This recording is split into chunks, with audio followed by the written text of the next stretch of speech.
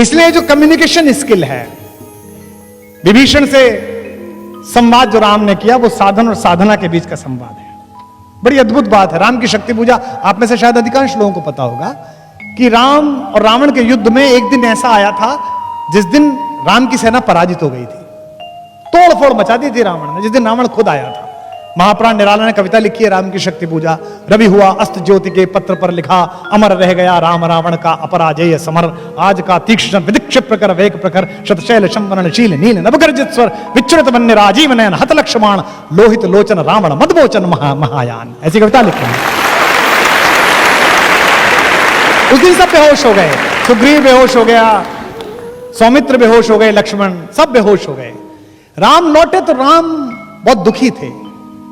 जामवंत ने समझाया, जामवंत सबसे सीनियर है सेना में, मतलब सबसे फाइनल पोजीशन पे, ब्रिगेडियर जनरल से भी ऊपर हैं।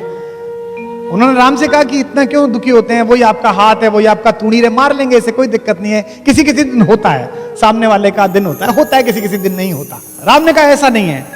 जब मैं युद्ध लड़ रहा था तो मैंने एक बात देखी, रावण नहीं लड़ रहा था, रावण के साथ शक्ति लड़ रही थी, दुर्गा लड़ रही थी, देवी लड़ रही थी। और यह अजीब बात है कि मैं धर्म के साथ हूं, मेरे साथ नहीं लड़ रही, उसके साथ लड़ रही हैं। तो जामवंत ने कहा अगर ऐसा है तो युद्ध हम संभालेंगे, आप पूजा करिए। तो 108 कमल मंगाए गए। यह दशहरा क्यों मनाया जाता है ये आज शायद कुछ लोगों को पता चलेगा। हम तो कहते हैं कि रावण हरा दिया, ऐसा हुआ नहीं। ये जो शक्ति की पूजा, नवरात्रि की पूजा क्यों है? 9 दिन राम ने ध्यान धारण किया और 108 कमल वो चढ़ाते थे, एक एक कमल शक्ति के चरणों में चढ़ाते थे, त्रिकुटी में साधते थे, इमेज बनाते थे, जैसे सूफी लॉ लगाते हैं, जैसे साधु लॉ लगाते हैं। वो ध्यान में चढ़ते चले गए। आखिरी दिन जिस दिन आया, जिस दिन उनको वर मिलना था शक्ति का, 107 कमल जब उन्होंने चढ़ा दिए तो देवी ने सोचा कि इसका एग्जाम लेती हूं कि कितना भक्त है। वो आखिरी नील कमल उठा के ले गई। राम ने यूं करके थाली में हाथ फिराया तो देखा कि कमल ही नहीं है। तो वो ध्यान से नीचे उतरे और देखा कि कमल नहीं है। उन्हें लगा अब साधना भंग हो जाएगी। निराला लिखते हैं कि राम की आंखें भीग गई। राम ने कहा दिख जीवन जो सहता ही आया है विरोध, दिख साधन जिसके लिए सदा ही किया शोध, जानकी हाय उद्धार प्रिया का हो न सका। ये 3 लाइन है, लेकिन चौथी लाइन राम की, ऐसी के कारण वो राम है। दुखी है कि अब क्या करूंगा, सब हार जाऊंगा। दिख साधन जिसके लिए सदा ही किया शोध, दिख जीवन जो सहता ही आया है विरोध, जानकी हाय उद्धार प्रिया का हो न सका, पर एक और मन रहा राम का जो न थका। उन्होंने कहा ऐसे थोड़ी चलेगा, ऐसे पूजा थोड़ी उठा दूंगा।